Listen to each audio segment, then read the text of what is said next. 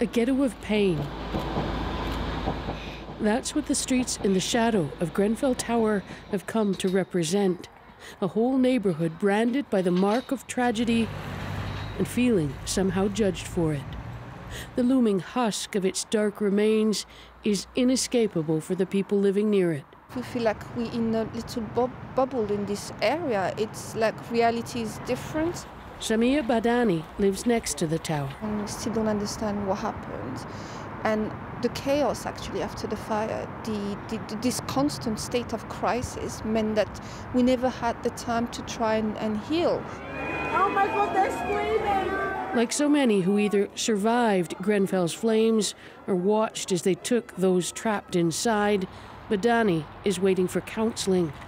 Helping the community has become its own therapy. I don't know if it's guilt that night I couldn't help, but walking away now without having something positive feels like a betrayal. No justice! No peace! No justice! Anger still lives on the streets, aimed at the local council, one of the richest in London. Despite pledges to the contrary from the council and the British Prime Minister, only 1 out of every 5 Grenfell households has been permanently resettled. Why are they still living in hotels? Judy Bolton is with Justice for Grenfell. She says the council has treated the neighbourhood with contempt. One of the things that a lot of the survivors have said is that they feel like they're coming to the authorities with a begging bowl. Bolton lost 3 friends in the fire. She has trouble sleeping. I close my eyes and all I can remember and see is the sky red.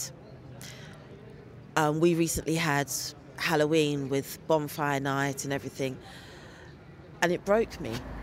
It is a neighbourhood full of the broken.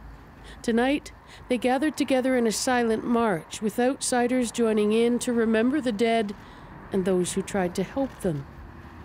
But the fear is that the memory will quickly fade and that the fire will have changed nothing.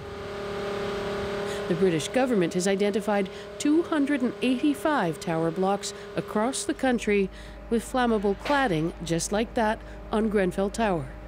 Some of that cladding is coming down, but it's up to local councils or private owners to decide whether or not to remove it. Scotland Yard has said its investigation will consider manslaughter charges, but not before forensic work finishes at the tower. In the meantime, residents say they will remain an inconvenient truth, calling for accountability. In this neighborhood, justice for the dead is the only thing that will help the living. Margaret Evans, CBC News, London.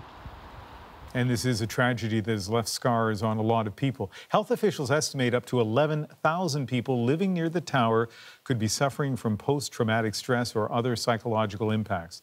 A team has been formed to go door to door screening people for symptoms.